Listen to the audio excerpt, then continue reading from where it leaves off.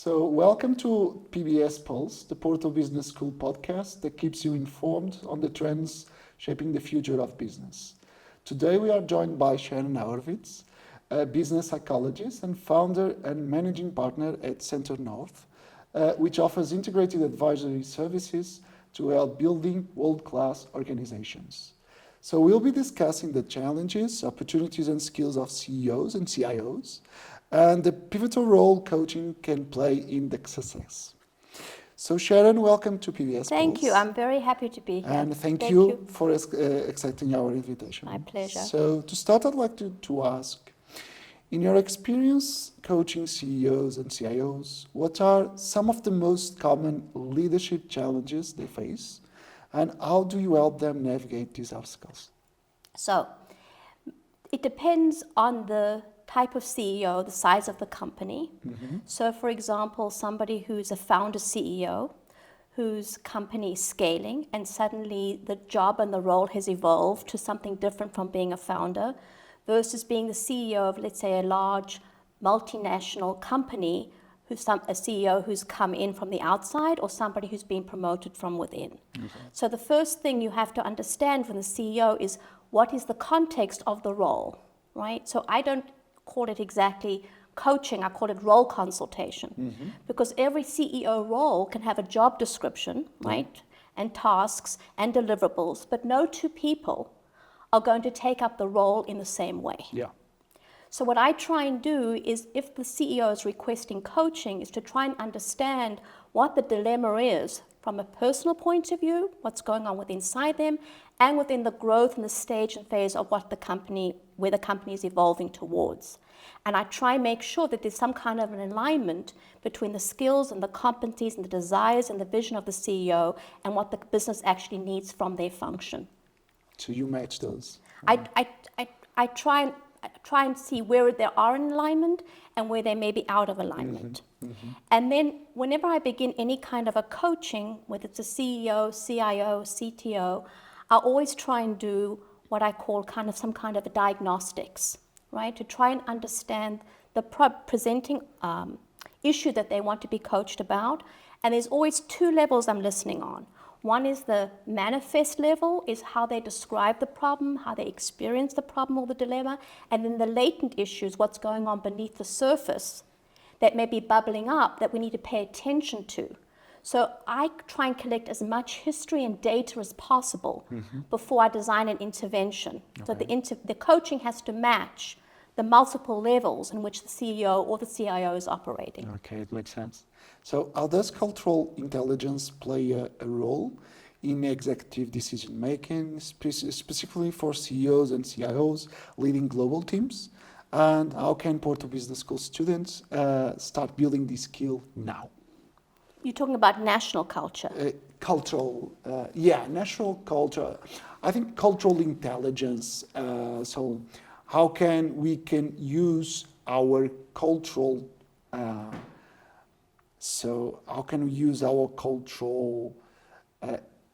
in favor of our decision? Okay, so culture is obviously a very complex, layered, multidimensional concept.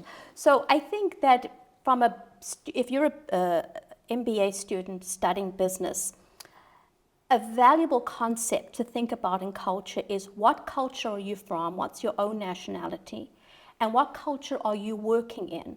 And the big dynamic within culture is a sense of hierarchy. Mm-hmm. Some cultures and some schools are very hierarchical, in which you don't challenge authority. Yeah. So the United States, for example, values challenge, right? The CEO expects to be challenged. They want new ideas. They want debate. But if you're socialized from a culture where you respect authority and you don't speak up, you're going to find yourself at sea, lost, working in the United States.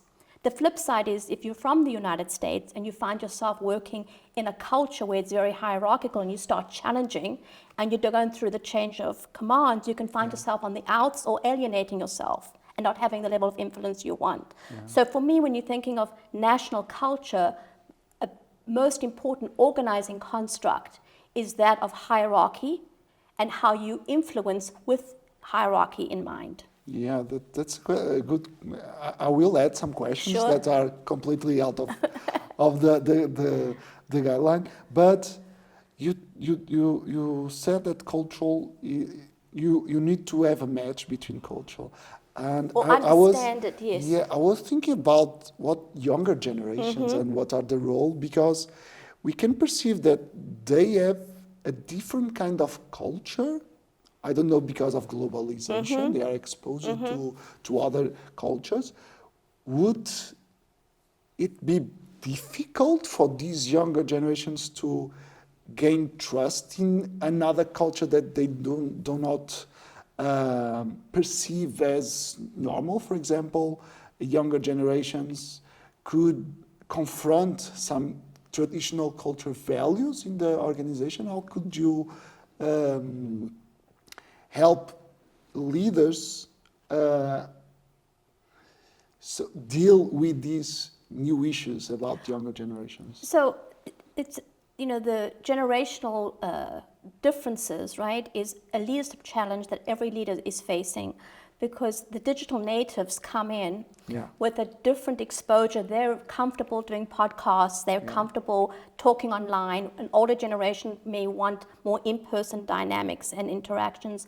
And I would say it doesn't matter what age you are, the best currency is the relationships, right? So through relationships, you get influence. Through relationships, you get jobs. Through relationships, you get promoting. So regardless of what age you are, regardless of what specialization you're in, figuring out the interpersonal connectivity and how to influence and give and take through relationships is a key skill that is going to, I think, ride with you.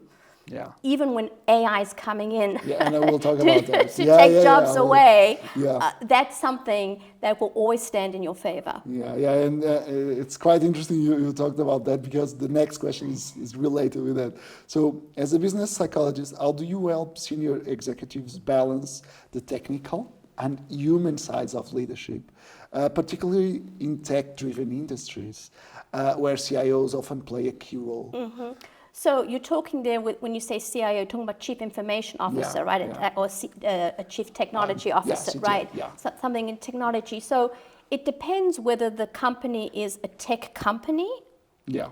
right? Is that what you're referring Yeah, to? yeah, yeah. We are, yeah. A tech company. So it's very important to understand that a senior role, even in a tech company, is different from just being an engineer and building technology or programming, building the product. It's leadership. Yeah. And leadership is a social construct. Leaders have followers.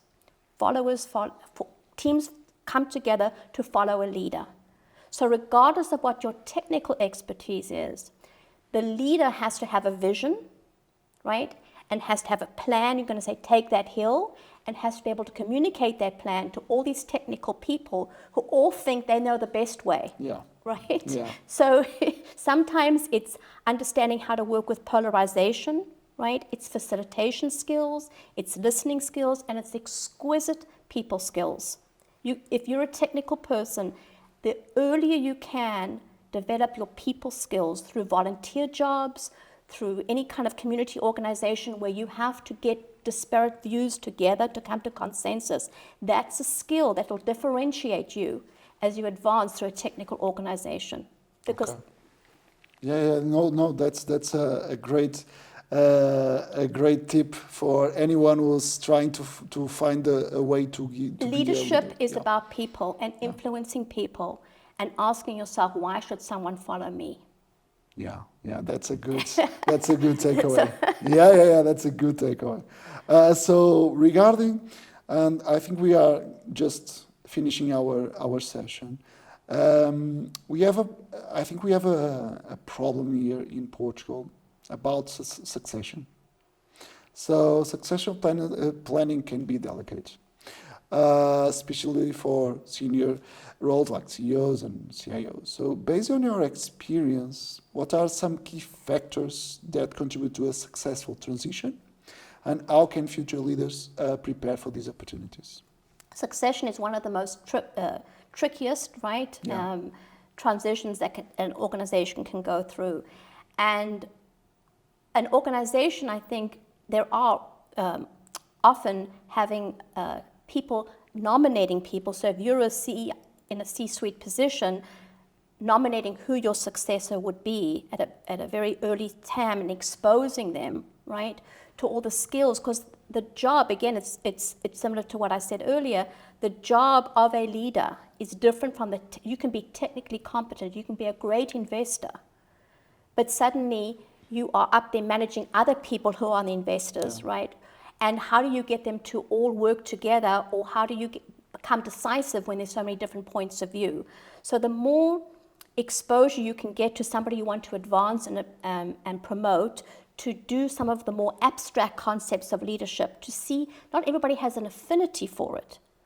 So some people have very elastic brains and they can learn the EQ, they can learn this, or they naturally have it anyway, and some people can't. So you want to give them as much experimentation out of their zones of comfort and to see how they do, and then it's not only is succession hard to do within the company, sometimes investors or clients don't like the person to be replaced. They get very upset that there's going to be a disruption. So you've got to socialize the person that this is a trusted person and introduce them into the marketplace very early on so they can develop their own following, their own client base, so that the succession, when it does happen, I've heard CEOs say, I want the person who replaces me to be as good or better than me. So how do you make sure that the person replacing you is better than you? And that's by giving them as many on the ground experiences that they can have. You don't just throw them into the role. Right? You let them experience and immerse them into the role, and then you step back. The best transitions I've seen is when the CEO steps back, but not resigned, and let the person step forward to lead the teams, and there is a gradual transition, if that's possible, as opposed to an absolute transition. Okay.